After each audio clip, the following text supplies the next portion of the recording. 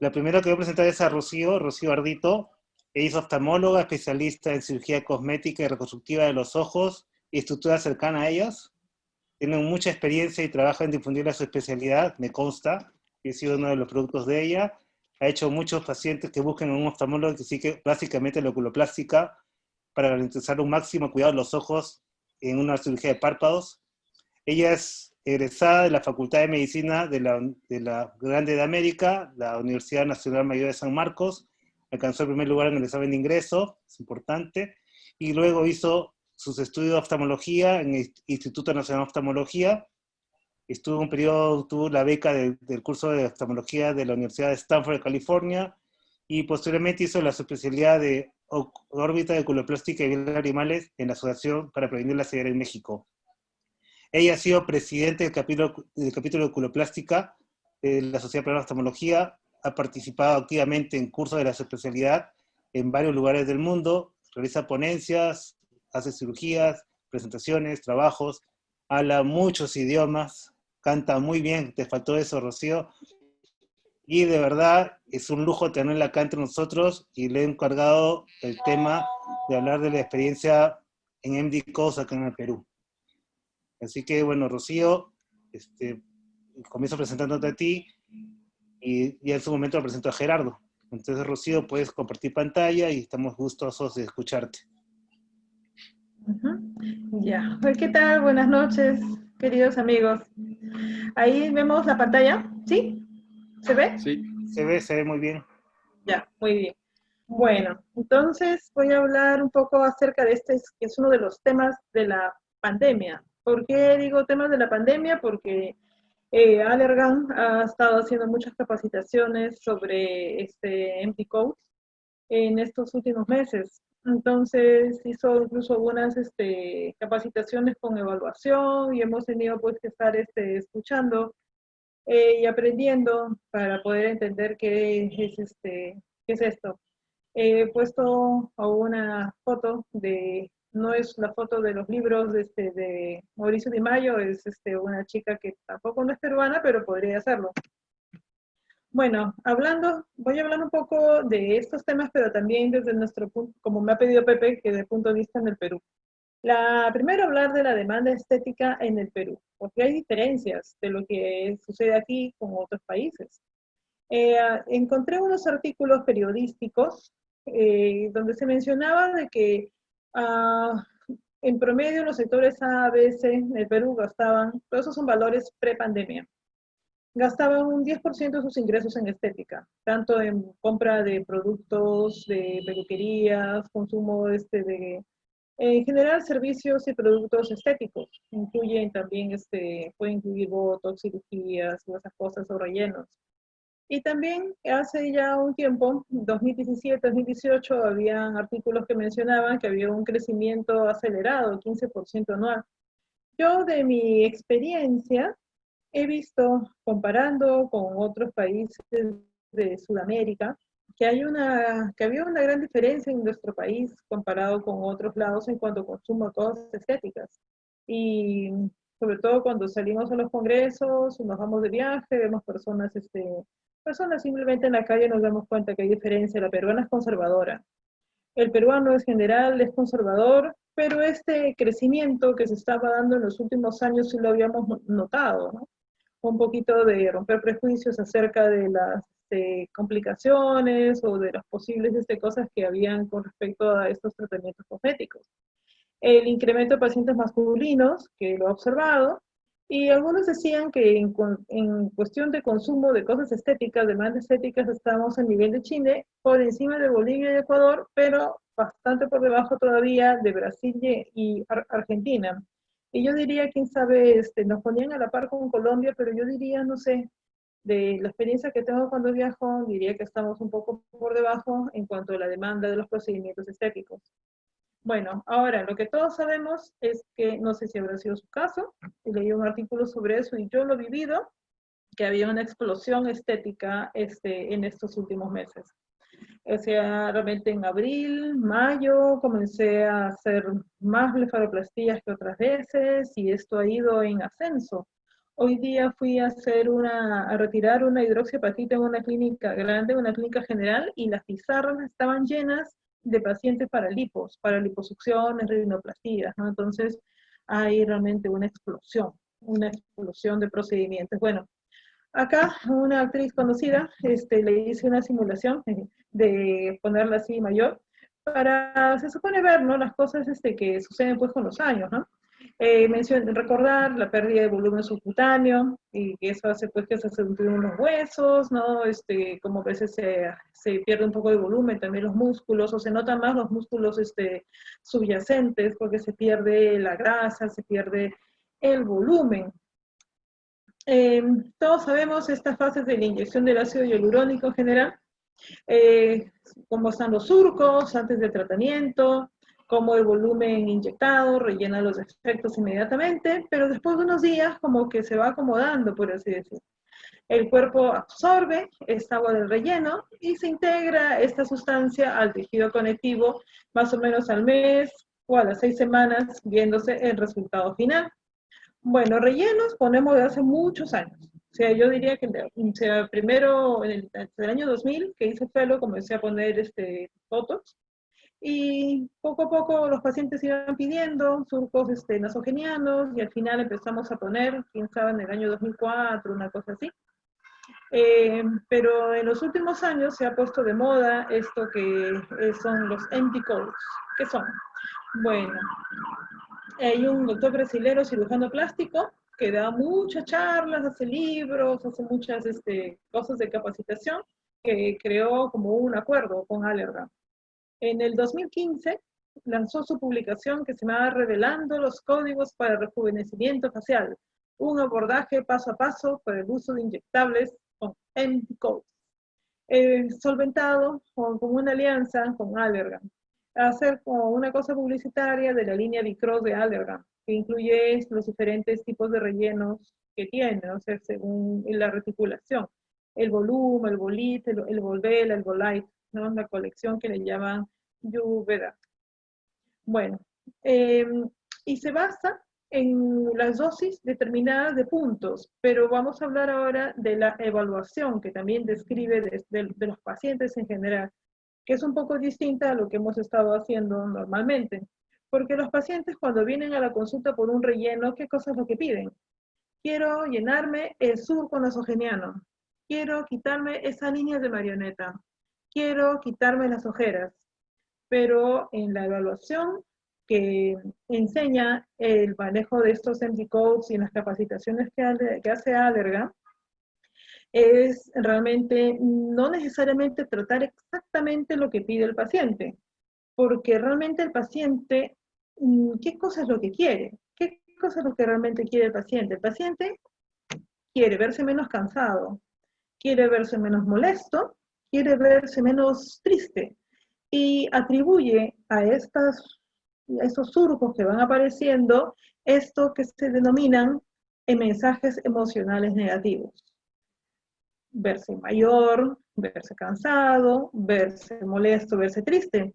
¿Y qué son entonces estos MD codes? Son colocar el relleno en determinados puntos y de diferentes densidades, diferentes tipos, para conseguir darle una estructura al rostro. No solamente tratar el surco nasogeniano, sino tratar de llevar al rostro al volumen perdido en determinadas zonas, según la evaluación que se haga de la persona, lo cual podría producir un efecto indirecto, un efecto lifting y una satisfacción general del paciente con el resultado, porque se describía de que al rellenar solamente específicamente las ojeras o solo el surco nasogeniano, el paciente no se sentía tan satisfecho o no sentía que se le hubiera realmente mejorado esa expresión negativa que él veía. Acá haciendo una simulación con FaceApp, podemos ver cómo cuando pongo que esta persona aparezca como más joven, qué cosa es lo que sucede. Se amplían los pómulos, ¿no? Se le da como estructura a su rostro. Y eso es más o menos lo que sucede cuando uno coloca rellenos, no de la forma a veces que piden las personas, sino hacer una evaluación global sobre lo que el paciente ha perdido. Bueno, entonces, en contraposición con esos atributos que se van negativos, entonces al paciente se le solicita qué cosa quisiera, incluso se le da un listado: lucir más atractivo o atractiva, lucir más joven, rostro más definido, la expresión más suave en el caso de las mujeres y la expresión más masculina en el caso de los hombres. Evaluamos al paciente, hay que tener en cuenta la actividad muscular, porque hay personas que tienen, qué sé yo, asimetrías por diferentes tipos de contracción en las dos hemicaras. La edad de la persona, la etnicidad, el género, la estructura ósea. Hay personas que nunca va a descender su maxilar, su malar, porque tienen los malares muy altos. Hay otras personas, bueno, los paquetes grasos, sabemos cómo se van perdiendo, se van atenuando esos paquetes grasos, se va perdiendo la grasa, como esa figura que estamos viendo, y la calidad de la piel. Porque dentro de lo que se ofrecen a los pacientes, además, además de esos tratamientos de estructura, de refinación del rostro, de contorno, también están los tratamientos de hidratación con ácido hialurónico, que favorecen sobre todo a las pieles delgadas. Bueno, entonces, para entender cómo se describen estos empty codes, tenemos, primero, tienen una letra, por ejemplo, según la área anatómica. Por ejemplo, CK es el área referida a la mejilla o esta región malar. Tienen un número, CK1, CK2, CK3, son las subunidades del área anatómica. Por ejemplo, CK1, el arco cigomático. El lado de la cara, una D, una I, en inglés, bueno, siglas en inglés también. Se colocan azul, zonas más seguras, y se pone en rojo las zonas que hay que tener cierta precaución. Y la forma de aplicación, que puede ser, o sea, lo que usamos para aplicar, que puede ser una aguja, cánula, podemos hacerlo con una técnica de abanico, con técnica de bolo, con técnica de micropunciones. Esto está sistematizado como en unos pequeños gráficos. No voy a hablar todos los códigos porque realmente es una lista muy grande y hay algunas cosas que como oftalmólogos, quién sabe, no lo manejemos. Pero lo que más nos interesa es lo que es periocular. En periocular, lo que yo realmente aprendí cuando comencé a manejar esto es una zona que antes no me atrevía a hacerlo, pero que realmente vi que, que tiene grandes beneficios, que es la zona malar. En el año 2018, creo que en diciembre, me fui a la presentación del libro de André Borba. Me fui, que lo presentó ahí en la USP y yo misma me coloqué. Y me colocaron en la parte de malar. Y pude ver realmente la diferencia. Realmente sí, darle una estructura al rostro, darle ese contorno, así a ver en general una armonía perdida, ¿cierta? No de la juventud. Bueno, entonces estos puntos, CK1, CK2, por ejemplo, CK1 es el arco cigomático. La profundidad de inyección en todas estas zonas es supraperióstico, es a profundidad. Entra la aguja de forma perpendicular a la piel. La técnica es bolo e incluso se describen las cantidades que se suelen colocar. En esa zona que es el C1, se describe 3 pequeños bolitos de 0,1. En la zona de la eminencia cigomática el C2, 0,2, 0,2, y en esa zona que está en rojo, porque ahí sabemos que está la arteria infraorbitaria, un poquito mayor volumen, 0,3. Otra cosa que los oftalmólogos usamos son el tratamiento del surco nasoyugal. Eso, la sigla es TT, por T-Neutral. Entonces le colocan un numerito, 1, 2 y 3. El 1, el central. También supraperióstico, hay que tener en cuenta que por ahí puede estar infraorbitario. Se aconseja el uso de cánulas para evitar penetrar en alguna rama arterial, sea de la arteria infraorbitaria o de la arteria o vena angular. Bueno, infraorbitario lateral y media. Muy pequeñas cantidades, porque como sabemos lo que se aconseja es no pasarnos de 0,5 en cada lado, es decir, máximo una ampolla de ambos lados. Bueno, lo que aconseja Allergan es el uso de Volvela en esta zona. Yo personalmente a veces uso Volvela, a veces uso de otro laboratorio que es RDensity 2, que también me ha ido muy bien. En la glabela y en las cejas. En las cejas es una zona que a nosotros nos da un poco de temor. Miren que está de rojo.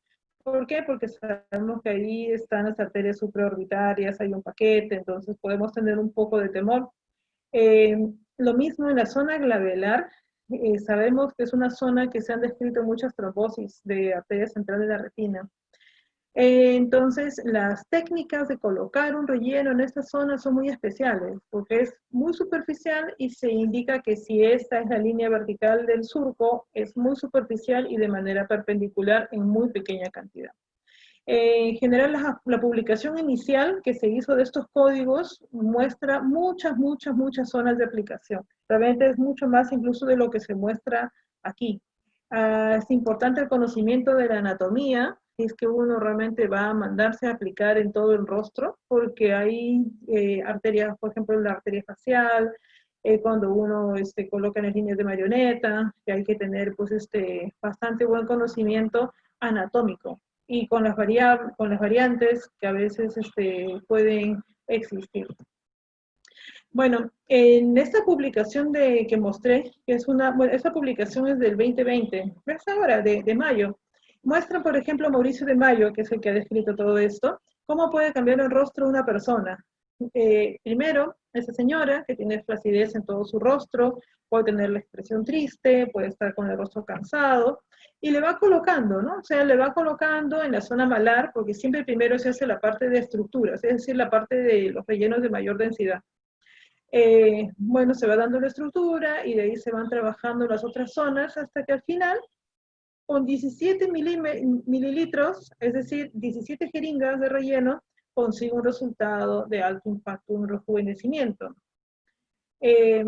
Ahora lo que nos quieren las personas que hacen capacitación en esto es que si uno le dice a un paciente que le va a colocar 17 mililitros, 17 jeringas en una, pocas personas lo van a aceptar. Entonces se supone que es explicarle, mostrarle un plan, ir viendo, pero nosotros vayamos a nuestra realidad. O sea, vayamos a la realidad de mi país, de Perú. Realmente los pacientes rara vez se ponen más de 3 de una. Yo distinto, yo he visto, por ejemplo, en Brasil. En Brasil, en el congreso que vi, algunas colegas pues se hicieron colocar y se ponían pues chicas muy jóvenes de 30 y poco, se colocaban 5 pollas, y eso pues es una cosa pues que acá con nosotros no, en el Perú muy raro sería, ¿no? Entonces vamos primero a lo que yo hacía antes, o como mi experiencia que era antes lo que los pacientes más me piden con respecto a rellenos, el surco nasoyugal, ¿no? O sea, hay técnicas para colocar el surco nasoyugal que no son precisamente, estas fotos son de hace más o menos unos 10 años, como lo hemos colocado, y el paciente realmente se sentía contento, ¿no? Sin embargo, con el tiempo y con los últimos 2 años, al comenzar a tratar un poco la parte malar, sí he visto resultados un poco diferentes. Bueno, el mismo paciente realmente, si el paciente lo pide, el paciente se le da, por así decir, es la tendencia de antes. Acá está, y acá vemos el resultado inmediato. Otros casos, pues se le tomamos foto antes y después, el paciente está con la misma ropa, le enseñamos un espejo, a veces le mostramos de un lado, como está un lado tratado y el otro no, el paciente es feliz. ¿No? Bueno, en ojeras es algo que nos gustan mucho, personas jóvenes que a veces tienen un antecedente alérgico o que tienen un vector negativo, que se les marca mucho esa zona de la ojera. A veces estas sustancias de relleno, por ejemplo, a mí con el Redencity 2 me da muy bien. Dicen que tiene vitaminas, antioxidantes, no sé qué, pero es el caso que algo tiene que realmente mejora la textura de la piel de las personas. Por eso lo uso y a veces es una alternativa a las cirugías. Otra paciente que ya tenía una simetría después de un procedimiento de reconstrucción que le habían hecho por una retracción palpebral, le habían puesto en España un relleno de un lado, en el otro no. Entonces le colocamos relleno solamente en un lado y vemos que ha mejorado, la paciente muy contenta. Hablaba de la glabela, esa foto es más antigua todavía, debe ser del 2008 o algo así. Con mucha prudencia en esta zona y para evitar complicaciones. Ese es otro paciente que es la combinación de Botox con sustancia de relleno, que es una de las cosas que veo, que he visto que realmente se puede borrar esas líneas verticales. de la glabela. Sin embargo, ya con tantos reportes o con 2 pacientes que yo he visto de trombosis por rellenos en la zona de la frente, realmente yo evito ponerlo, ¿no?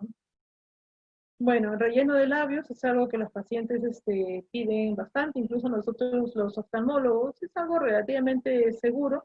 Como le digo, el peruano o la peruana es conservadora. Y muchos, como sabemos, hay personajes de la farándula que han tenido rellenos con resultados muy poco estéticos, pero han sido básicamente con lo que llaman los biopolímeros o sustancias no absorbibles.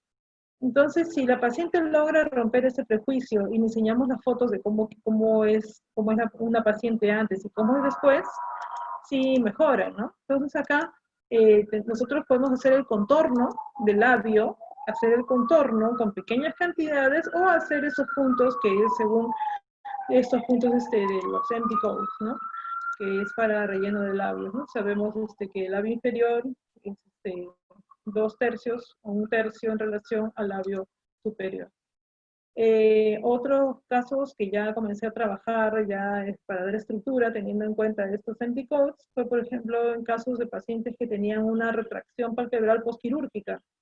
Estos pacientes, este paciente le expliqué y el paciente aceptó y le coloqué una ampolla de voluma en cada lado, en los tres CK, CK1, CK2, CK3, y regresó al mes para colocarse 0.5 en cada lado de volvela, de Redensity 2.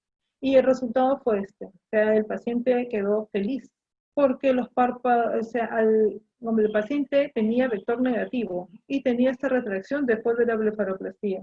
Y después de esto, solamente de esta colocación en 2 tiempos, el paciente pudo ver un resultado, ¿no? Que incluso elevación del párpado, se sintió bastante mejor. Acá podemos ver la proyección anterior, después del relleno.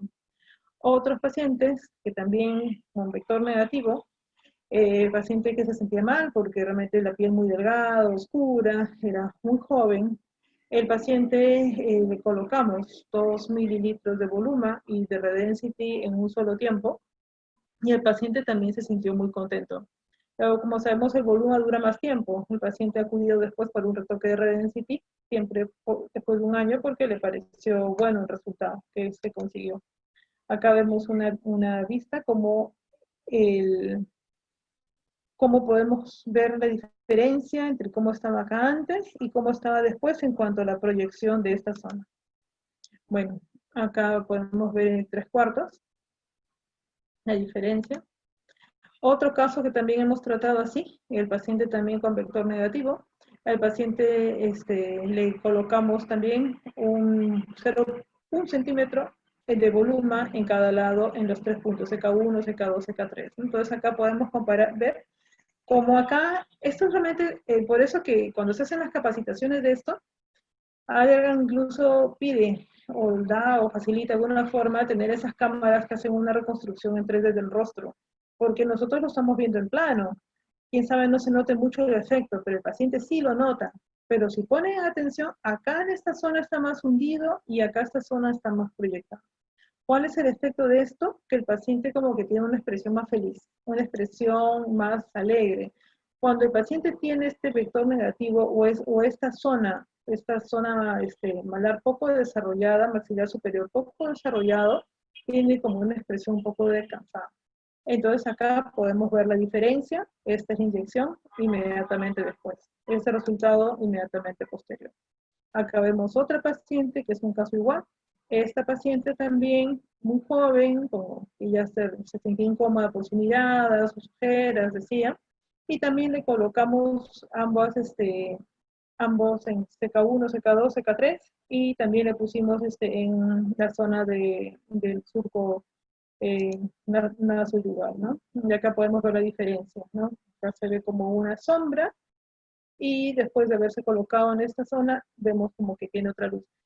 Como estas clases me dijeron que se iban a colgar en el Facebook de la sociedad, por eso, para proteger la privacidad de los pacientes, es que le puso sus circulitos y ha achicado las fotos. O sea, porque realmente cuando uno ve el rostro completo de la persona, puede ver la gran diferencia que hay solamente por un detalle pequeñito, como su expresión se hace mucho más feliz, o sea, es una expresión mucho más alegre, mientras que la otra es una expresión más cansada. La paciente cuando le puse realmente casi se emocionó mucho, ¿no? O sea, del cambio que notó, que no se había visto esa expresión. Acá podemos verlo muy claramente, ¿no? Esta zona acá está hundida y esta zona está un poco más proyectada hacia adelante. Y comentarles, ¿no? Del libro de André Borba que les recomiendo, que son, que habla justamente de estas técnicas, ¿no? Discute estos puntos, ¿no? Ahora, como cada cosa no, o sea, como cada cosa que sale, no es que tenga que ser a rajatabla, ya, esos son los puntos y eso es lo que uno va a hacer. Son cosas que uno en su experiencia va adaptando. Unas cosas las adapta de una forma, otras cosas no las va a usar. Unas cosas, o sea, acá también sirve para hacer una revisión de la parte anatómica, ¿no? Si es que ya vamos a ir ampliando poco a poco nuestra área de tratamiento y no estar solamente circunscritos al área periocular. Eso es lo que quería comentar acerca de mi experiencia con los MD Codes en Perú. Caray, Rocío, muy bien. Me gustó mucho tu presentación. De verdad, tienes muchísima experiencia con esto, tienes muchos años trabajando y me consta que has visto pacientes que te he referido también para que apliques rellenos, ¿no? Y particularmente, pues siempre consideramos que tienes una de las personas que en oculoplástica mueve mucho este tema, ¿no? Eso lo sabemos todos nosotros. De verdad, muy buena tu presentación. He quedado complacido al 100%. Ya, yo creo que las preguntas que tengan los ponentes, para los ponentes vamos a dejarlas al final. Ya, ya Rocío. Ahora los voy a presentar. Tengo el gusto de presentarles a Gerardo Graue Moreno. Él es muy amigo de todos nosotros. Yo lo conocí en México la primera vez cuando fui a hacer la residencia yo de oculoplástica. Ahí lo conocí a Gerardo, él era residente en ese momento también. Así que tuvimos gratos momentos allá de enseñanza y compartir, ¿no? Gerardo es egresado médico cirujano del UNAM, de la Universidad Nacional Autónoma de México. Fue residente de oftalmología del Instituto de Oftalmología de Fundación Conde Valenciana. Hizo también la especialidad de oculoplástica y órbita en el Conde Valenciana. Y también hizo la especialidad de oncología ocular en el New York Eye Center, el Cancer Center. Actualmente es el jefe del Departamento de Órbita de Oculoplástica del Hospital Nuestra Señora de la Luz de la Ciudad de México. Es profesor titular del curso de alta especialidad en órbita y oculoplástica en la UNAM.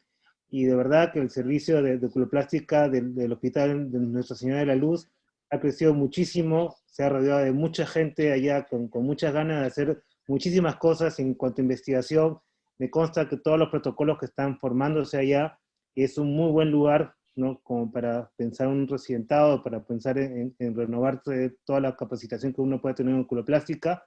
Así que Gerardo, estás muy bien reconocido por todos y de verdad, bienvenido a este webinar. Él nos va a presentar el artículo que tiene sobre el algoritmo de máster o maestro para el manejo de la pérdida visual e inyección por rellenos dérmicos. Gerardo, muy buenas noches. Bienvenido acá a nuestro webinar de oculoplástica. Muchísimas gracias, Pepe. Siempre es un honor estar con ustedes. Yo me siento en casa cuando estoy con la sociedad peruana, entonces, pues siempre es un honor. Y ahora es una lástima no poder estar presencialmente, pero bueno, al menos vamos a estar cerca a la distancia. Por supuesto que sí. Voy a empezar a compartir mi pantalla. Ahí se ve, ¿verdad? Sí se ve, se ve. Perfecto. Bueno, entonces voy a hablar del algoritmo que desarrollamos en el Departamento de Órbita y Oculoplástica para el manejo de la pérdida visual súbita posterior a la inyección de los rellenos dérmicos. O sea, a Rocío le tocó la parte bonita de esta plática, de esta noche, y a mí me toca la fea, que es el manejo de la peor complicación que podemos ver al momento de aplicar este tipo de rellenos, que obviamente es la ceguera. Especialmente porque imagínense que van a tratar a un paciente joven, un paciente que se quiere ver mejor y que se presenta una pues, complicación catastrófica, ¿no? Entonces, para ejemplificar bien lo que voy a decir, les traje un caso clínico, un caso real, que de hecho tuvimos la oportunidad de tratar ya una vez que habíamos hecho el algoritmo, casi que fue hecho para esto. Entonces, tengo el gusto de presentarles este caso de éxito tratado con el algoritmo. Entonces, es una paciente de 31 años que tiene un antecedente muy importante que no debe de pasar desapercibidos para nadie de nosotros, que es, se realizó una rinoplastía hace 2 años y ahora acude al consultorio para una rinomodelación. Entonces, se planteó hacer la rinomodelación en 2 sesiones. La primera sesión, sin ninguna complicación, se aplicó ácido hialurónico en el dorso nasal. Acuérdense lo que ya decía Rocío, de tener mucho cuidado en esta área. Esta es la continuación pues, de la glabela.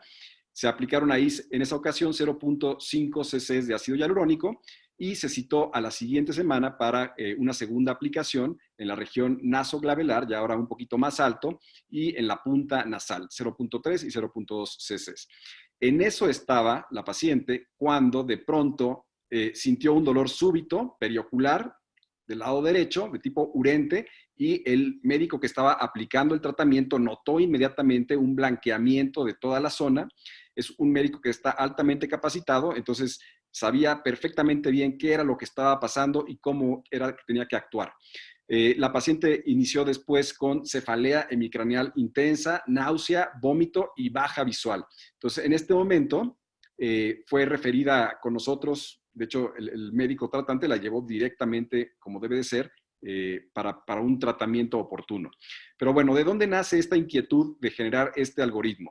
Nace de que a partir del 2017 decidimos en el Hospital de la Luz generar una clínica de cosmética periocular para precisamente pues, entrenar a nuestros residentes y a nuestros becarios en esta área que es un área, como ya demostró Rocío, creciente en nuestra especialidad. Entonces, nuestra clínica está atendida por los becarios del segundo año del curso de alta especialidad de órbita y oculoplástica, que en el Hospital de la Luz son de 2 años, y está supervisada por un dermatólogo y por un médico adscrito del departamento de oculoplástica. En el servicio se aplican no solamente, bueno, no solamente los rellenos dérmicos, sino toxina botulínica, plasma rico en plaquetas, quimioexfoliación. Se valora, por ejemplo, para las blefaroplastías y para hacer diferentes procedimientos. Pero siempre es importantísimo, o para nosotros era súper importante, la seguridad del paciente. Entonces, en este planteamiento decidimos hacer un algoritmo para poder tratar al paciente en caso de presentar una de estas terribles efectos adversos o eventos adversos, como se les conoce también en la industria. Bueno, como antecedentes, sabemos que la pérdida visual y sobre todo secundaria a un procedimiento cosmético es una complicación devastadora, que el manejo de la misma es muy variado porque hay muchos médicos con diferente formación que están tratando esta complicación. O sea, estamos los oftalmólogos oculoplásticos, pero también están los dermatólogos, están los cirujanos plásticos, los médicos estéticos.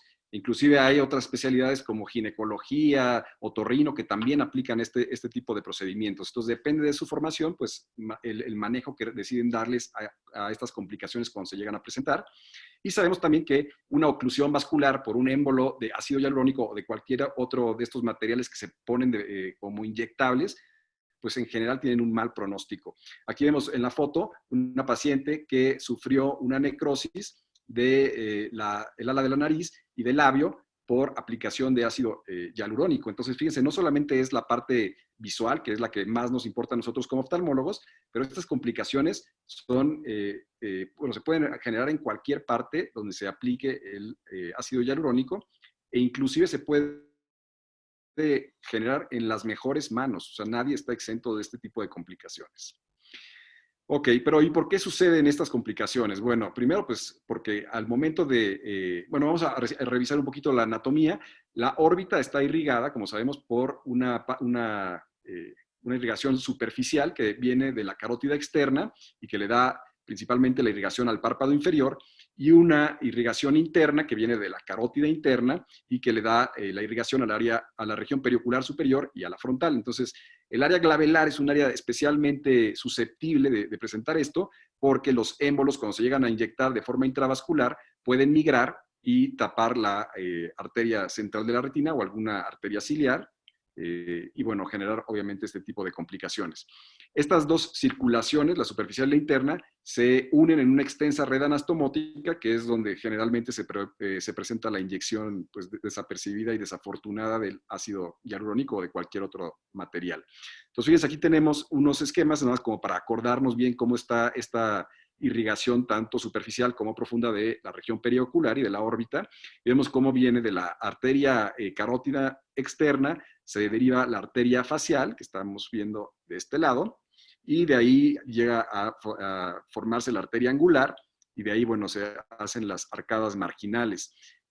Por la parte interna, si viéramos de la parte interna de la órbita, vemos cómo viene la carótida interna, y de ahí se divide hacia las etmoidales o hacia la lagrimal, y también da a las ciliares cortas.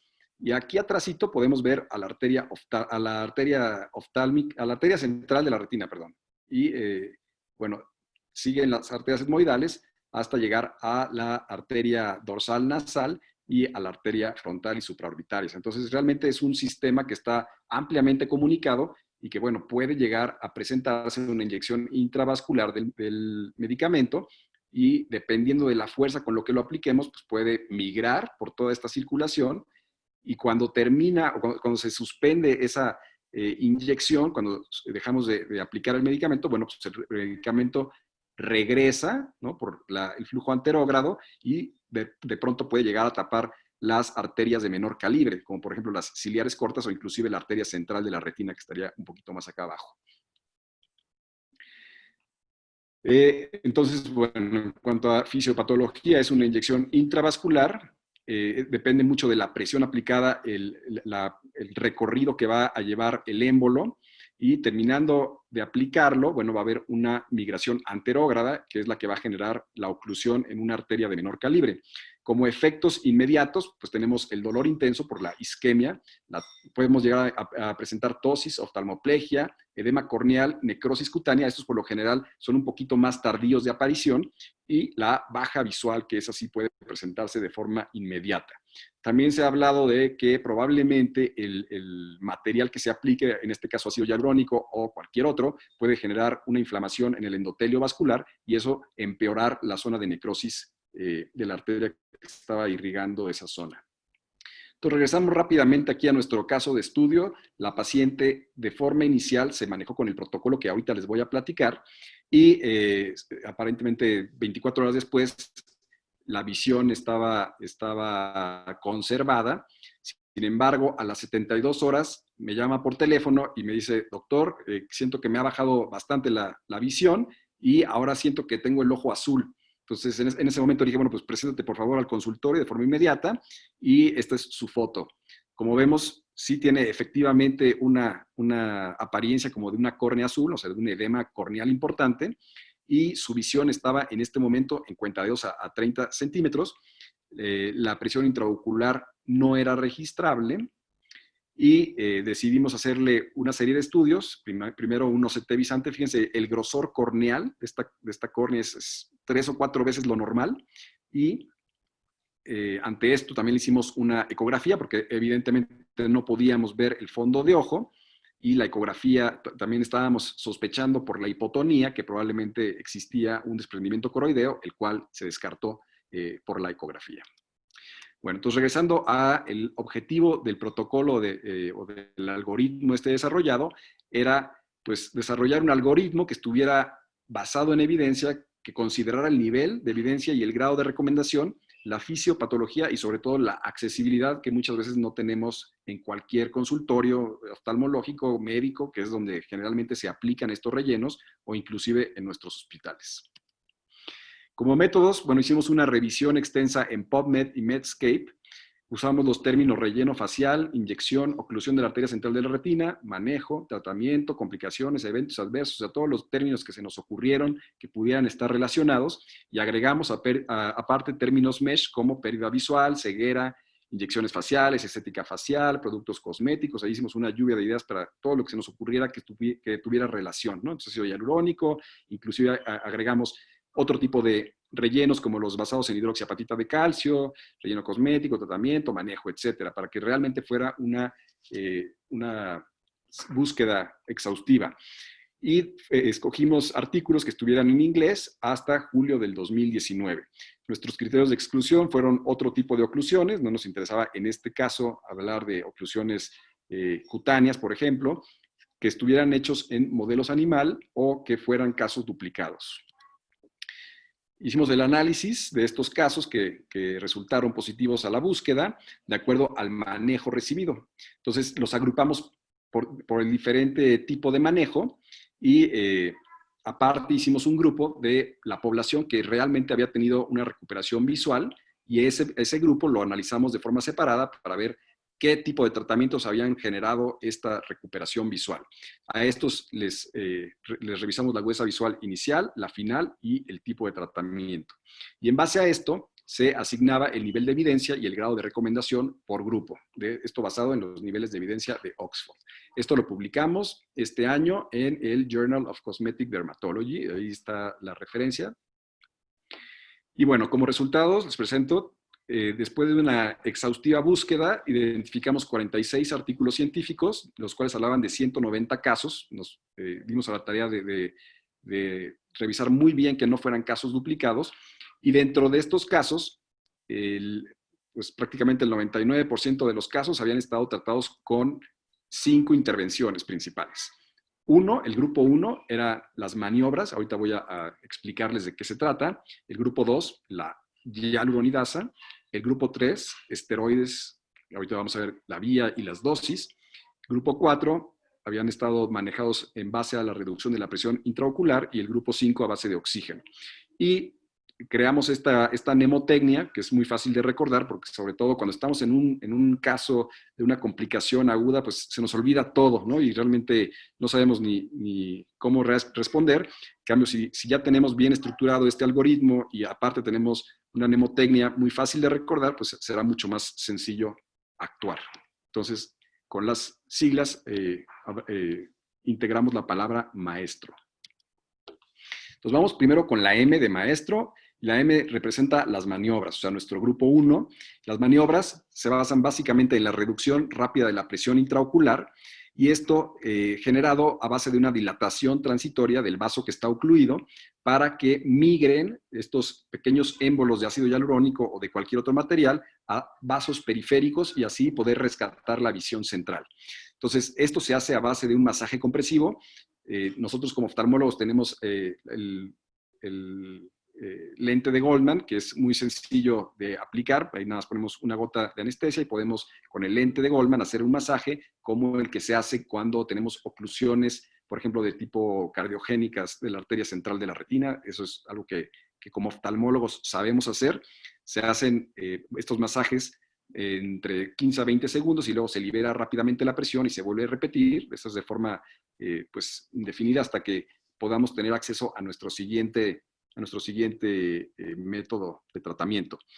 Inclusive hay artículos que han comparado estas maniobras con el uso de fibrinolíticos sistémicos en la oclusión de la arteria central de la retina de origen no cardíaco y pudiendo llegar a tener resultados similares después de la aplicación de los mismos. Entonces, las maniobras es algo que se debe de hacer inmediatamente en el momento en el que se presenta el evento, que es fácil de hacer y que pudiera llegar a generar un rescate de la visión central de la arteria central de la retina.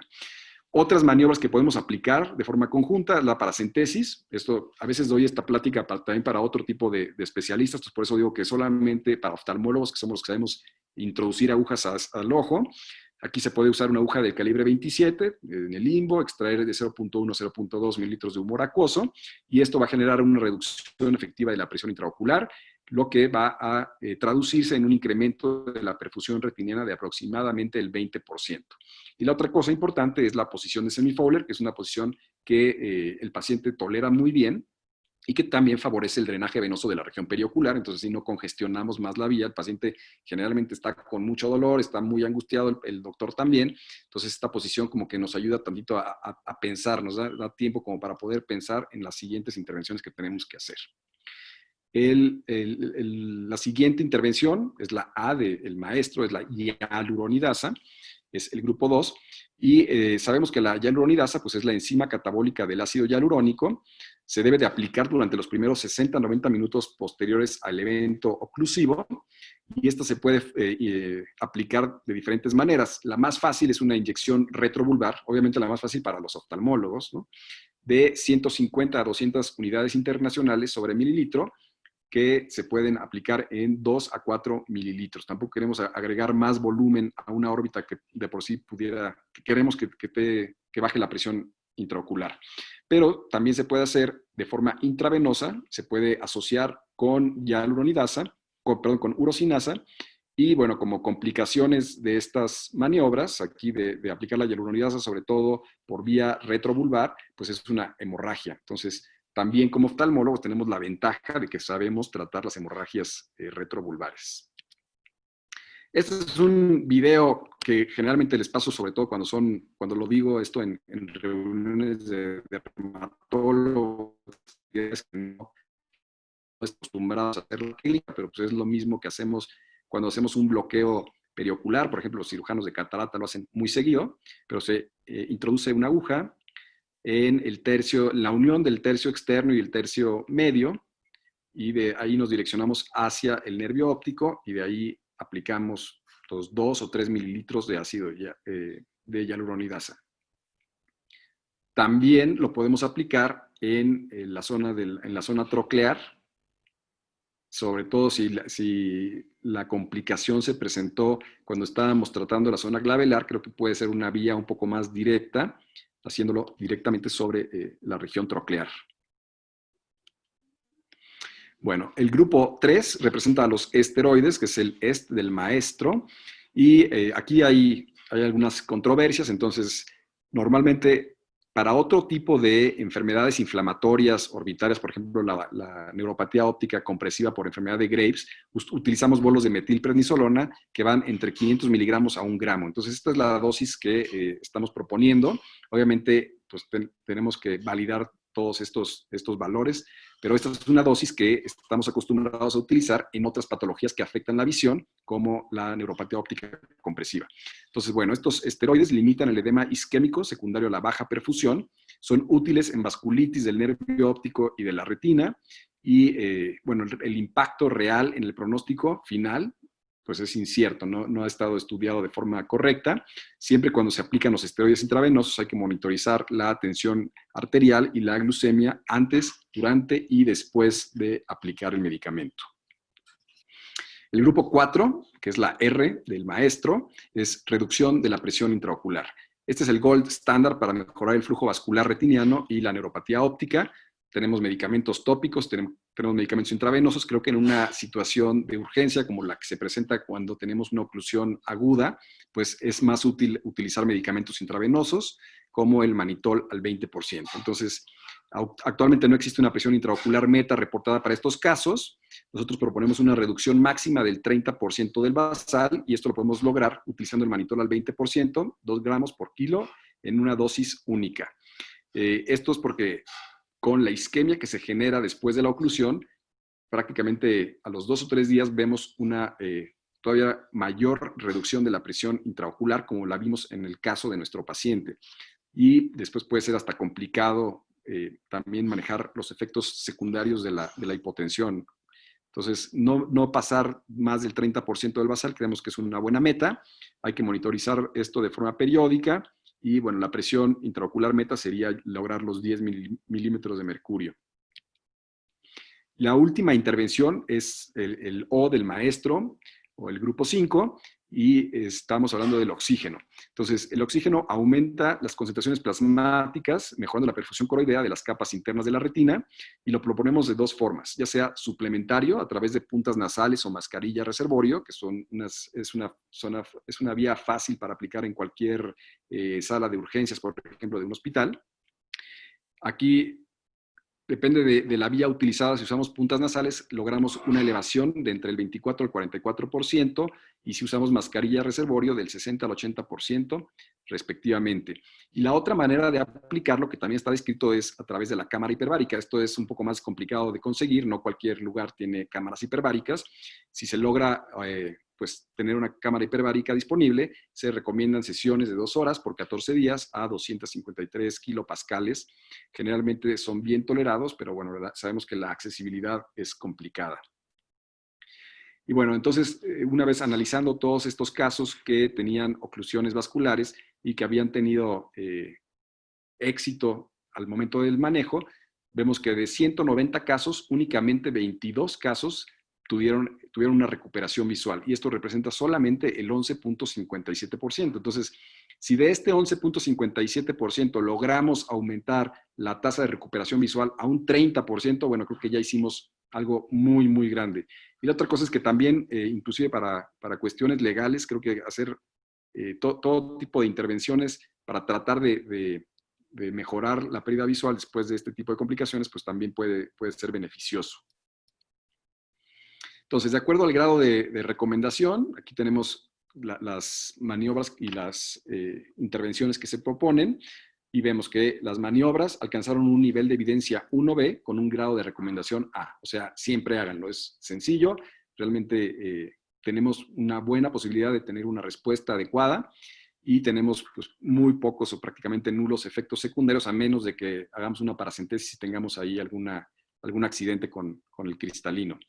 En cuanto a la aplicación de la hialuronidasa, pues obviamente eso se recomienda siempre que sea un relleno a base de ácido hialurónico. Aquí realmente el nivel de evidencia no es alto, es un nivel de evidencia 4 que representa prácticamente solamente la opinión de los expertos, y el grado de recomendación es C, pero siempre que el émbolo sea a base de ácido hialurónico, pues hay que aplicarlo definitivamente. Los esteroides intravenosos obtuvieron un nivel de evidencia 1A, aunque es importante pues hacer hincapié en que esta recomendación solamente es para casos de neuritis óptica que no están relacionados a la oclusión por los rellenos dérmicos, pero que pudieran tener un efecto secundario beneficioso para nuestros pacientes y alcanzar un grado de recomendación, por lo tanto, A. La reducción de la presión intraocular obtuvo un nivel 1B, igual, grado de recomendación A, y el oxígeno tiene un nivel de evidencia 3 con un grado de recomendación B. Entonces, si hacemos estas maniobras de forma escalonada, podemos inclusive tener una tasa mayor de éxito. Y nosotros esperamos subir de ese 11% que está reportado a por lo menos un 30%. Esta es la evolución de nuestra paciente a las 6 semanas. Ya vemos aquí el fondo de ojo del ojo derecho, que era el ojo afectado, y desde el primer momento que vimos a la paciente en el momento agudo, pudimos ver estos exudados algodonosos que representaban infartos de la retina, y a las 6 semanas que ya estaba la córnea transparente, que ya el ojo había alcanzado los 12 milímetros de mercurio, pudimos hacer una angiografía donde vemos cómo está súper retardado el paso del medio de contraste. Vemos aquí a los 33 segundos apenas empieza a aparecer pues, un poquito del medio de contraste en la fase arterial, y vemos estas zonas de infartos de la capa de fibras nerviosas que se generaron a partir del émbolo. Aquí vemos otras zonas hipoperfundidas de la retina en la periferia que corresponden prácticamente a la irrigación por las arterias ciliares de la retina. Este es el caso a las 12 semanas. Hicimos otra fotografía y aquí ya veíamos áreas pigmentadas de hipoperfusión, otros infartitos de las capas de fibras nerviosas. Sin embargo, la arteria central de la retina no se afectó y por lo tanto pues, la paciente conserva buena visión. Y aquí tenemos un comparativo a las 12 semanas del ojo derecho contra el ojo izquierdo. Fíjense la diferencia en la perfusión de la retina, ¿no? O sea, realmente pues, el daño del émbolo a nivel de la periferia es extenso. A las 20 semanas, la paciente pues, generó una atrofia del iris. Vemos cómo tiene una dilatación completa y ya el color ha ido cambiando un poquito, ya se ve como más grisáceo, y esta es la secuela real que tiene ahorita la paciente. Tiene una huesa visual de 20/50, que con estenopeico mejora todavía un poquito más, y tiene una presión intraocular de 12 milímetros de mercurio, pero bueno, pues creo que estuvo muy, muy cerca de presentarse un desenlace peor, entonces lo consideramos como un caso de éxito. Y bueno, finalmente, como discusión, quiero hacer énfasis en que esta es una complicación poco común, pero puede ser devastadora, que el pronóstico visual en general es pobre, ¿no? Ese 11% apenas de recuperación visual pues es terrible. No existen estudios controlados para su manejo. La región glabelar es una región de alto riesgo, ya vimos por todas las anastomosis que puede haber con la circulación de la arteria central, de la arteria de la retina, de la arteria oftálmica, perdón, y bueno, hay que estar también muy atentos del manejo concomitante del dolor. Esto es bien importante, el paciente llega con mucho dolor, a veces inclusive náusea, vómito, entonces esto también tenemos que pues saber tratarlo, y siempre que hagan un procedimiento de este tipo, pidan un consentimiento informado, porque de eso nunca se van a arrepentir. Finalmente, hay otras alternativas descritas en la literatura para el tratamiento de los eventos vasculares, como el uso de la nitroglicerina, aunque realmente, si estamos pensando, por ejemplo, en los parches de nitroglicerina que se han utilizado para las oclusiones dermatológicas, pues el área de la órbita creo que no sería la mejor vía. O sea, no sabemos qué tanto puede llegar a penetrar la nitroglicerina por vía cutánea, y si pudiera llegar hasta los vasos ya más profundos de la órbita. El uso de la aspirina, pues también es otro elemento que se ha utilizado. Y aquí, pues lo que más importa yo creo que es la prevención. O sea, hay muchas medidas que podemos utilizar para disminuir el riesgo, aunque bueno, siempre va a existir el riesgo. Una de ellas es, por ejemplo, el uso de las cánulas contra las agujas. Otro, pues muy importante y básico, el conocimiento anatómico, saber cuáles son las áreas de alto riesgo, cuáles son las áreas que podemos aplicar con seguridad, y siempre, pues el entrenamiento constante nos va a llevar a ser mejores aplicadores y tener menos complicaciones. El seguimiento por oftalmología en estos casos es muy importante. Sabemos de las complicaciones que se pueden presentar de forma tardía por la isquemia retiniana. Y bueno, pues esto es un consejo que siempre les doy a los no oftalmólogos, que se preparen en su consultorio, que tengan este tipo de medicamentos disponibles de forma inmediata, y que preparen a sus oftalmólogos, porque esto realmente es pues una enfermedad nueva que estamos viendo a partir del uso cada vez más frecuente de los ácidos hialurónicos y de los rellenos dérmicos, y nosotros como oftalmólogos nunca nos enseñan en la residencia a tratar este tipo de casos. Entonces, creo que sí es importante, sobre todo como oculoplásticos, somos los expertos en el área, debemos de saber qué hacer en estos casos. Muchísimas gracias. Muy bien, Gerardo, de verdad, muy buena tu charla. Este es un tema que es difícil para el que lo vive, ¿no? Muchas veces no nos toca directamente, sino a veces hemos recibido, bueno, también Rocío lo ha comentado, yo en mi experiencia de estos años hemos recibido al menos un par de casos en el hospital que ya habían tenido ya este desenlace terrible en cuanto a lo que es pérdida visual. La revisión que hiciste en el algoritmo maestro, pues que solamente un 11% recuperan la visión es importante, no es un dato que no debemos olvidar cuando vemos estas complicaciones. Hay algunas preguntas que se están formulando recién, pero como para empezar la discusión un poco con Rocío, una de las primeras preguntas que nacen por los oftalmólogos o oculoplásticos jóvenes que comienzan a hacer su entrenamiento o que quieren aprovechar la oportunidad de aplicar rellenos es ¿cómo empezar? ¿Cómo empezar para aplicar rellenos, Rocío? ¿Qué consejo le puedes dar en nuestro medio sobre todo, no? Bueno, yo les aconsejaría primero empezar con Botox, porque el Botox la posibilidad de complicaciones es bastante menor. Y las complicaciones que pueda tener son reversibles con el tiempo. Entonces uno al poner Botox ya se va haciendo confianza y va aprendiendo a tratar al paciente estético. El paciente estético, como sabemos, es distinto de nuestros pacientes que nos buscan por una cirugía catarata, por un problema de retina, ¿no? Es otro tipo. Entonces ya cuando uno tiene cierta experiencia en Botox, ya uno puede ir haciendo los rellenos previo conocimiento de la anatomía. Hacerse un stock de hialuronidasa, que no es muy fácil de conseguir. Yo la conseguí en algún congreso panamericano, pero después ya hay un distribuidor acá en Lima que también la tiene.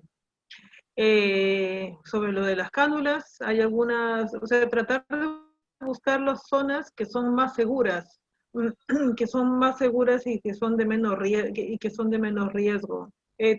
Bueno, nosotros como oftalmólogos nos van a solicitar más el tratamiento de ojeras.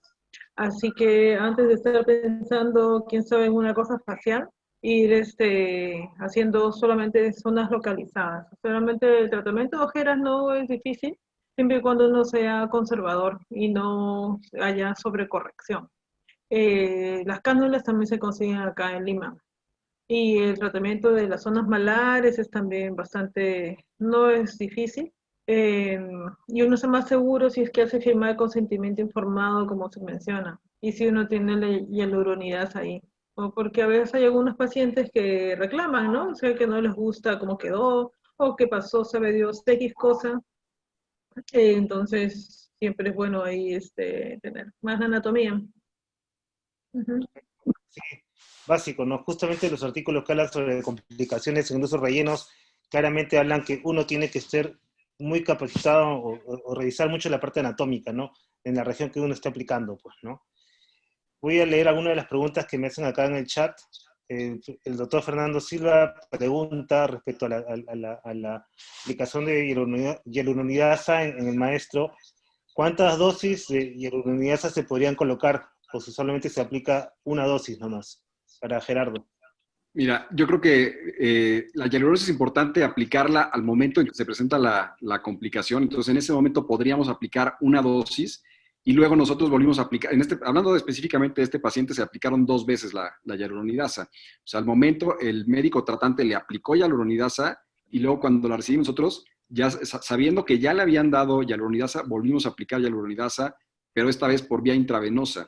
Entonces, yo creo que 2 máximo veces podríamos intentarlo y creo que más de eso, como la fisiopatología no solamente es que el émbolo obstruye, sino que también genera una endotelitis y eso genera una vasoconstricción, creo que complementando con las otras maniobras podemos tener mejores resultados que seguir aplicando y aplicando y aplicando hialuronidasa. Ok, perfecto. Pero sí, o sea, yo por lo menos lo aplicaría una vez más.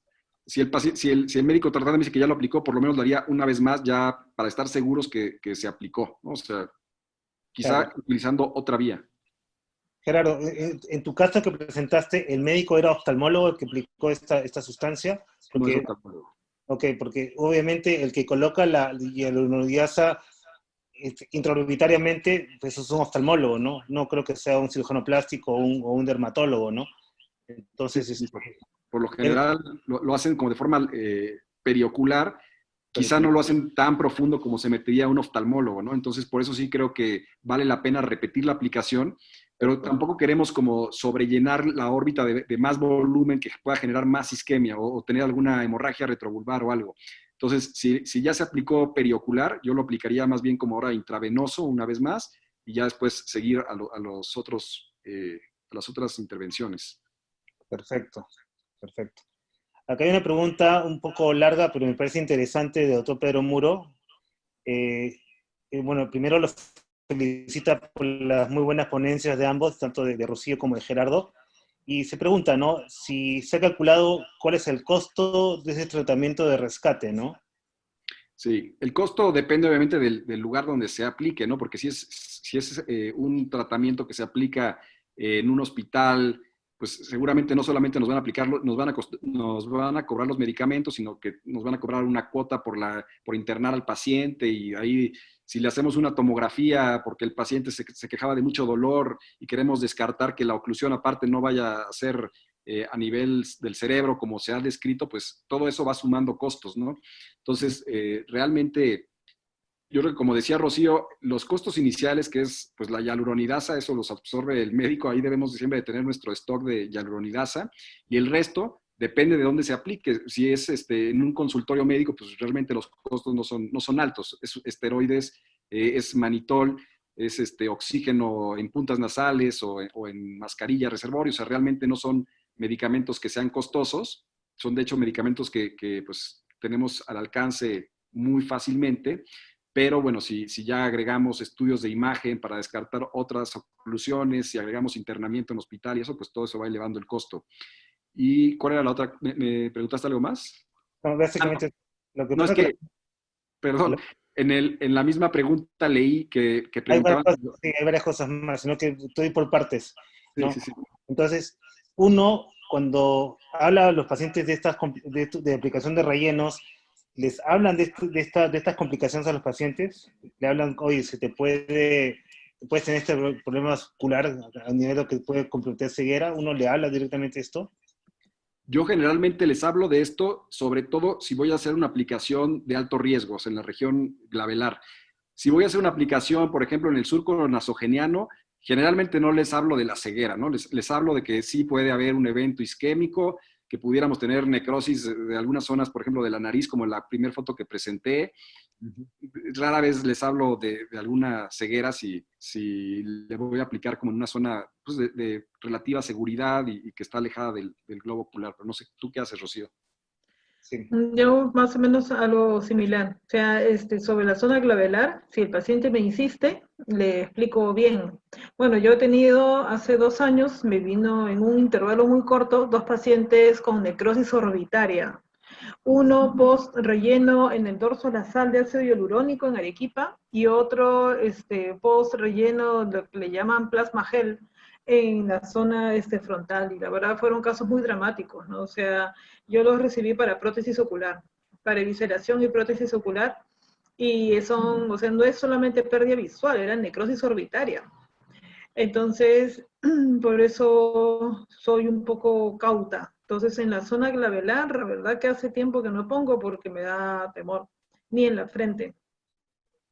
O sea, en la zona malar me parece bastante segura. En la zona, ahora no advierto posibilidad de ceguera pues en la zona malar. Y en surco nasogeniano, si el paciente, muchas veces los pacientes quieren ponerse en esta zona, muy cerca del ala de la nariz, pero eso justamente ahí, no sé, quién sabe, tú Gerardo pones rellenos, no sé, o Antonio, Jimena, es uno de los puntos de estos del empty codes. Sí. Y a mí cuando me pusieron, yo realmente salté, porque sentí ahí algo.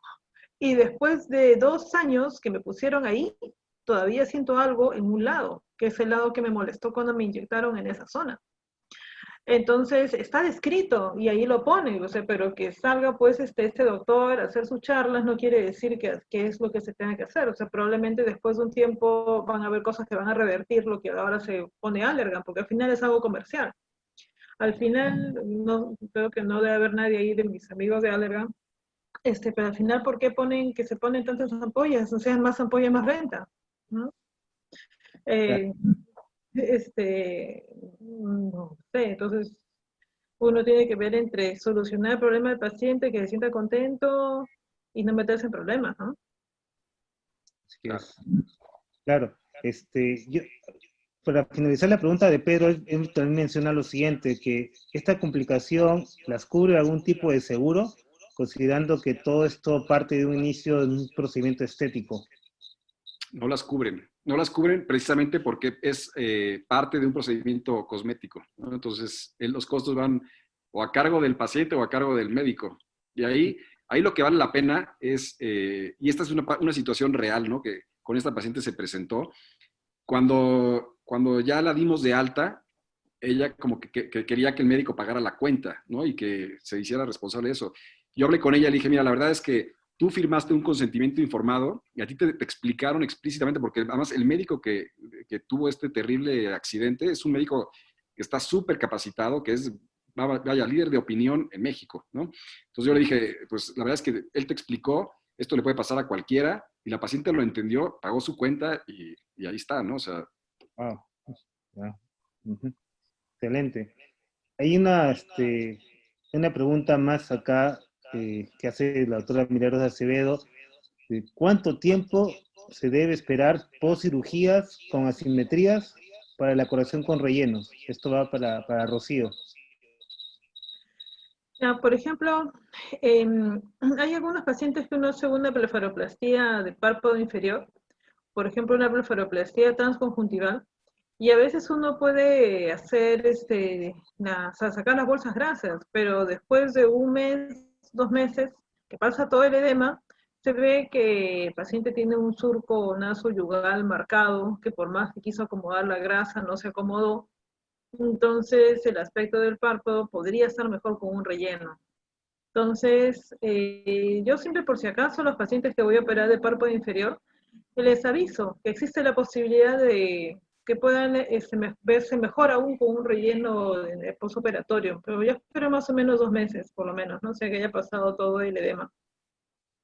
Okay. Y en el caso de asimetrías es algo similar, ¿no? Más o menos espero como 2 meses. Uh-huh.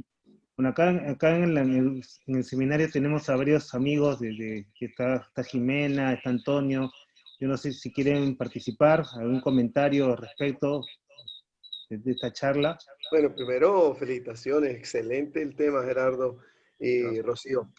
Pues lo mismo que decía Rocío, nosotros arrancamos sin muchos cuidados y poníamos en la parte del entreseo. Yo ahorita lo mismo, si el paciente me ruega, se lo mando a otro, porque ahorita que hemos estado revisando el tema, pues hablan mucho de que coloquemos la protección antes de colocarlo acá, que coloquemos frío antes de empezar a hacer el procedimiento, que aspiremos cuando lo vamos a colocar, que lo hagamos de una forma muy lenta, que si el paciente siente algún tipo de dolor, inmediatamente suspendamos. Entonces yo usualmente ya con toda esta recomendación al paciente le digo, ábrame los ojos y esté mirando al frente. Si nota algún cambio, inmediatamente uno suspender el procedimiento. Entonces el miedo es que eso le puede pasar a cualquiera, como decía Gerardo, a cualquiera que haya puesto.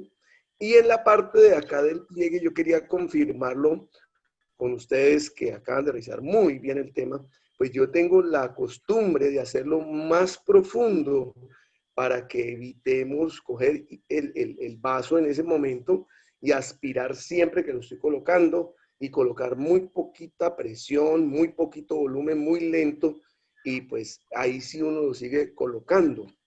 Ese era mi aporte, pues, que quería, y de pronto confirmar que yo acá prefiero siempre hacerlo muy profundo para evitar el vaso que va, se supone más superficial. Claro, Antonio, sí, exactamente, porque justamente en esas zonas son donde, si uno va muy superficial, pues obviamente va a tener mayor complicación, ¿no? Y también la colocación de bolos muy pequeños, porque también puede ser que uno no llegue directamente al vaso, sino comprime el vaso, ¿no? Que también se ve, ¿no? Que hay gente que, inclusive con uso de cánulas y no aguja, pues puede tener eventos vasculares por compresión externa del vaso, Claro. porque hay demasiada sustancia de relleno, ¿no? Entonces ahí es cuando aplican, obviamente, hialuronidasa, sea una aplicación, dos aplicaciones y masajes, sobre todo en la zona, lo que va, en la región de bajo la nariz y hacia los labios, ¿no? Entonces, ese aporte es muy, muy, muy importante, ¿no? Gracias, Antonio, de verdad. No, gracias a ustedes por dejarme participar. Un abrazo. Un abrazo, gracias. Eso. Lo que quería preguntarle a Antonio, a Gerardo, es si está sucediendo lo mismo que acá de los procedimientos estéticos han aumentado en sus países. Sí, definitivamente. Definitivamente. Yo creo que Colombia y México comparten, o sea, ese tipo de procedimientos van a la par casi. Yo creo que han ido creciendo muy parejitos, ¿no? México, yo he hecho algunas revisiones para otras pláticas de esto y creo que México es como el tercer país donde más se aplican este tipo de procedimientos después de Brasil y Estados Unidos. Sí, es impresionante, por ejemplo, ahora en esta época de COVID que se han demorado las cirugías, cómo hemos empezado, o sea, empezamos a trabajar en esta época y lo primero antes de las cirugías ha sido nuevamente aplicación de rellenos, de botox, de hilos, pero una cosa impresionante ha sido. Pues decía que en la Segunda Guerra Mundial habían sido que se comenzó a vender más rímel y comenzó la venta de lápices de labios, porque es una forma pues de compensación ante el estrés. Okay. Claro, muy lógico. Está muy bien. No, y además que los pacientes como están con mascarilla todo el día, se quieren hacer cosas en los ojos, ¿no? Las blefaroplastías. Así es, claro. Tengo una pregunta para Gerardo y para Rocío. Cuando tenemos estos pacientes que les hacemos la blefaroplastia, que previo a cirugía notamos que tiene una hipertrofia del orbicular, llevamos a cirugía al paciente, hacemos reposición de bolsa de grasa y nos queda muy lindo. Y el paciente en mirada primaria, perfecto, el paciente contento. Pero cuando se sonríe, ese músculo orbicular que uno entra a cirugía y uno no le ha tocado el músculo porque simplemente reposicionó grasa, hizo un mini pinch sin mucha resección de piel, pero el músculo no lo tocó. ¿Sirve colocarle un relleno ahí? Yo lo que les coloco es toxina. Esos pacientes, porque generalmente se nota cuando se ríen. Entonces, mejor les pongo toxina y con eso pues, se quedan contentas. Pues bueno, gracias. Sí, sí, Yo interesante. quería nada más agregar, Pepe, este complemento de tratar el surco nasogeniano, que como que la idea ahorita es más bien tratar la región malar y ya no tratar el surco nasogeniano. Y yo creo que el surco nasogeniano también debe ser tratado, debe complementarse, porque si no, tenemos esos resultados en los que de repente hipercorrigen a las pacientes, ¿no? Entonces se ven así como todas cachetonas, precisamente para tratar el surco. Entonces yo creo que debe de esto ser balanceado, o sea, debemos de tratar la parte malar, pero sí se puede complementar perfectamente bien con un relleno también en la zona nasogeniana. La verdad es que los resultados son padrísimos. A mí me encanta. Claro, como mencionaba Rocío al inicio, pues o sea, las estrategias ahora no solamente es rellenar, sino es reestructurar, pues, ¿no? Entonces, tenemos que devolver la parte del volumen al paciente, pero reestructurando también, pues, ¿no? Entonces, eso es básico, me parece súper. Algo Es, que decían en esas capacitaciones de Allergan era ver al paciente, que el paciente se vea serio en el espejo y se vea sonriente. Pero cuando uno sonreía, o cuando el paciente se veía mejor al sonreír, quería decir que le faltaba volumen en esa zona y que eso era lo primero que se tenía que hacer. ujú. Sí, Allergan recomienda que siempre primero tratemos CK1, ¿no? Que es el malar, y ya de ahí lo que quieras, pero sí creo que es una buena recomendación y sí creo que es importante también dividir los tratamientos para que no te quede demasiado hipercorregido en una zona, ¿no? O sea, podemos dividirlo y esto se va adquiriendo conforme lo vas haciendo. O sea, ahí vas desarrollando esas habilidades. Claro. Una pregunta sobre el consentimiento informado, ¿no? Y la parte médico-legal, ¿no? Acá, por lo menos acá en el Perú, justamente con el inicio de la pandemia, se dictó una norma o una ley que todavía está en actos de poder publicarse ya completamente en el diario oficial, que ha sido el impulso el uso de rellenos, pero únicamente por gente entrenada, ¿no? Donde un poco nos han excluido a los oftalmólogos y porque ha sido desarrollado por cirujanos plásticos y por dermatólogos, ¿no? Eso lo hemos consultado con la Sociedad Peruana de Oftalmología y estamos todavía a la espera de que salga la ley, pero el hecho que nosotros somos los que manejamos los ojos nos mete en este momento para poder usar los rellenos de manera oficial, ¿no?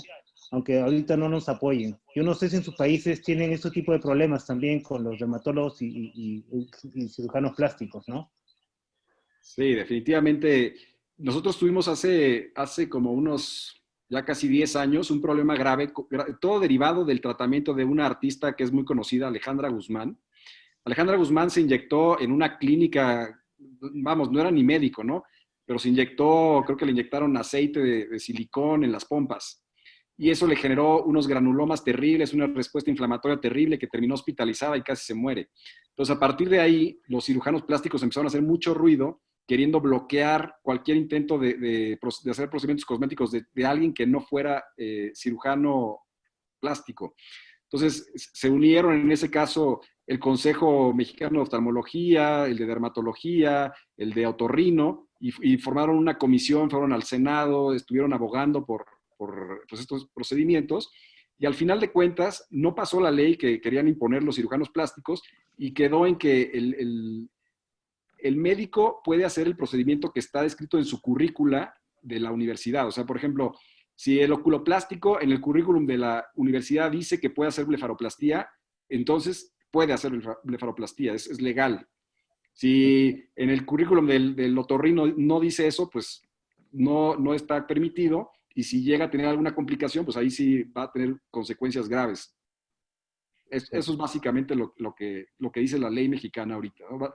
Lo rige la currícula de la especialidad. Exacto. Por eso, el hecho que ustedes allá en el Hospital Nuestra Señora de la Luz tengan la unidad o el departamento que se encarga de la parte cosmética y estética, pues me parece fenómeno, porque está formando gente que obviamente van a tener el respaldo universitario o por lo menos del instituto, en el caso de Lino, donde se diga, bueno, en mi currículum está, ¿no? Entonces, ahorita que se nos viene estas leyes acá en el Perú, pues tenemos que reforzarnos o tenemos que cuidarnos en ese sentido. El consentimiento informado no nos va a proteger de nada si es que más allá no tenemos un respaldo académico, ¿no? Claro. Entonces yo veo a muchas luces pues que eso es lo que nos va a defender a nosotros como oculoplásticos, el hecho de poder aplicar no solamente toxinas, sino también rellenos, ¿no? Así es. Ujú. Bueno, yo no he visto que haya más preguntas. De verdad, estoy muy feliz, muy contento de haber estado en esta charla contigo, Gerardo, con Rocío. Que de verdad, Rocío, muy buena charla. Gerardo, fenómeno también. Gracias a Antonio, Jimena, a todos los que han estado acá, los residentes, a los médicos, a todos los que han estado presentes en la charla de hoy. Con esta charla cerramos el programa de este año, ¿no? Eso me informa la sociedad que hable al respecto. Yo estoy muy agradecido como jefe del capítulo que me ha tocado justamente en esta época de pandemia, y agradezco porque me ha dado la oportunidad de tener más nexo, a pesar de que no podemos viajar, con muchos amigos acá en el Perú, amigos en el mundo, en Sudamérica, en México, Gerardo, Antonio en Colombia, a mis amigos de Argentina, a todos ellos, a los chilenos también, así que a Bolivia, con Jime, y de verdad, muchas gracias, y espero que el próximo año que reiniciemos las actividades académicas, pues estemos todos juntos. Muchas gracias a todos. Gerardo, muy buenas noches, ya anda a descansar. Antonio también, bueno, Rocío, gracias a todos, y bueno, hasta siempre. Nos vemos. Muchas Muchas gracias, gracias. Pepe. Un abrazote, muchas gracias y muy honrado. Muchas gracias a ustedes. Bendiciones. Cuídense. Buenas noches. Gracias. Gusto Gracias. verlos. Un beso. Gracias. La próxima Chao. canta. La próxima cantas. Nos vemos. Gracias, Rocío. Chao. Gracias. Chao. Chao. Beso.